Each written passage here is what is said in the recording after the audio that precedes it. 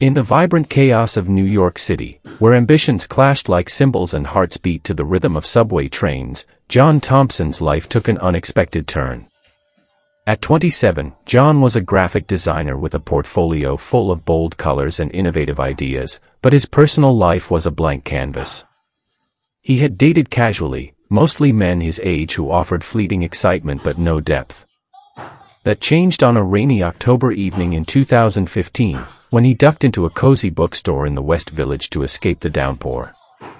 Darren Hargrove, 59, was already there, perusing the poetry section.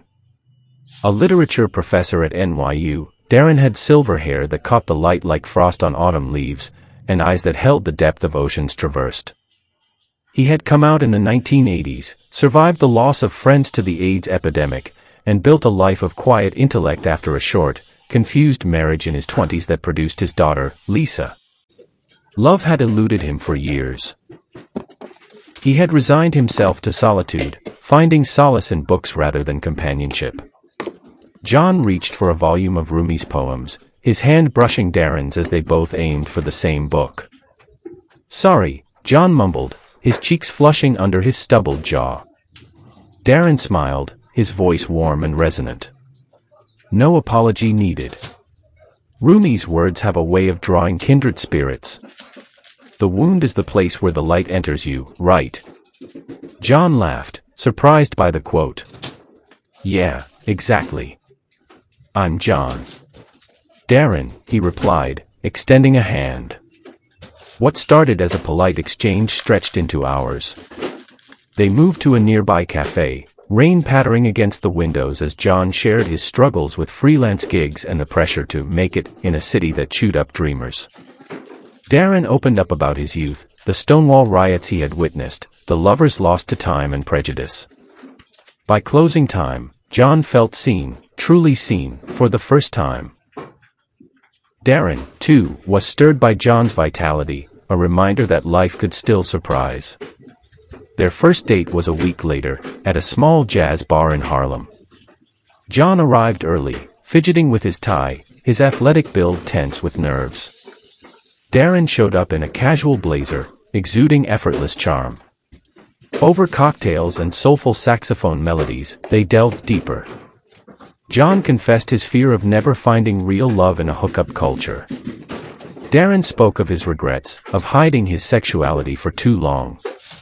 As the night ended, they walked through the streets, hands brushing until Darren pulled John into a gentle kiss under a street lamp.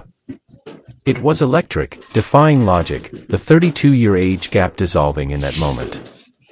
Love blossomed quickly, fierce and unapologetic. They spent weekends exploring the city, John dragging Darren to street art exhibits in Brooklyn, Darren introducing John to classical concerts at Lincoln Center. In Darren's cozy apartment overlooking the Hudson, they cooked meals together, laughing over burned pasta and shared stories. John felt alive, inspired, Darren felt renewed, his world colored brighter by John's enthusiasm. But the world outside their bubble was unforgiving. The environment, as they came to call it, the web of societal norms, family expectations, and whispered judgments, began to close in. John's friends, mostly millennials in their late 20s, reacted with shock when he introduced Darren at a rooftop party. "Dude, he's like, old, his best friend, Alex," whispered later. "People are gonna think you're after his money or something." John laughed it off, but the words stung, planting seeds of doubt. Darren's colleagues at the university were no better. During a faculty dinner, one professor pulled him aside. "Darren, he's young enough to be your son. It's unseemly." The age gap amplified the scrutiny already faced by gay couples, even in liberal New York. Public displays of affection drew stares, elderly women tuteing on the subway, young men snickering in coffee shops. Social media, when a photo of them surfaced on John's Instagram, erupted with trolls, "Sugar Daddy alert," "Cradle robber." The real blow came from family. John, raised in a conservative Catholic household in New Jersey, dreaded telling his parents. Over Thanksgiving dinner, he mustered the courage. "Mom, Dad, I'm in love." His name is Darren. He's 59. Elaine, his mother, dropped her fork, tears welling. John, no. Amen. And that old. What will the neighbors say? Think about your future, grandchildren, a normal life. Robert, his father, a retired mechanic, slammed his hand on the table. It's not right, son. Age gaps like that are predatory. End it before you ruin everything. Darren's family was equally resistant. His daughter Lisa, 32 and a marketing executive in Chicago, flew in for a visit. Dad, he's younger than me. Are you having a crisis? The world will judge you both harshly. Think about health, retirement, everything. Darren's siblings, conservative Midwesterners, sent emails laced with concern. You're setting yourself up for heartbreak. He's too young, he'll leave when you age. Devastated but determined, John and Darren retreated to their love. We can't let them win, John said one night, curled against Darren on the couch. This is real. We'll fight the judgments, the problems, together. Darren nodded, his fingers tracing John's back. 10 years, 20 if needed. We'll believe in us until they do too. The first year was a mix of bliss and battles. They moved in together into Darren's apartment, creating a haven of bookshelves and art supplies. But holidays were split, John enduring tense family gatherings alone, Darren hosting Lisa in strained silence. Professional repercussions hit. John lost a major client who didn't align with his lifestyle, while Darren faced anonymous complaints at work about his distracting personal life. They sought solace in therapy and support groups for LGBTQ+ couples with age differences. Society's environment is built on fear, their counselor said. Prove your love's endurance. They did, volunteering at Pride events, mentoring young queer youth. A trip to San Francisco for Pride Month strengthened them. Amidst rainbows and cheers, they held hands freely, ignoring a few hecklers. Year 2 brought deeper integration but new hurdles. Darren retired early from teaching due to stress, focusing on writing a book. John advanced to a senior designer role, crediting Darren's editing help. But money became an issue. Darren's pension supported them, fueling accusations of imbalance from John's parents, who cut financial ties. A family wedding turned ugly when relatives gossiped audibly. John's with that old guy. Disgusting. Internal doubts crept in. John worried about the future. What if you get sick? I'll be caring for you while my friends party. Darren feared holding John back. You deserve someone your age, full of energy. A big fight ensued after a party where friends teased the gap. Maybe they're right, John shouted. But they reconciled, vowing, we're in this love battle for the long haul. Years 3 and 4 were about building resilience. They bought a brownstone in Brooklyn, planting a garden as a metaphor for their growth. Travel became their escape, a romantic week in Paris, wandering the Louvre hand in hand, ignoring judgmental tourists, a cabin retreat in Vermont, where they dreamed of marriage. Darren's arthritis flared, a stark reminder of age. John researched treatments, massaging Darren's hands nightly. We'll face every problem, he promised. Society's judgments evolved but persisted.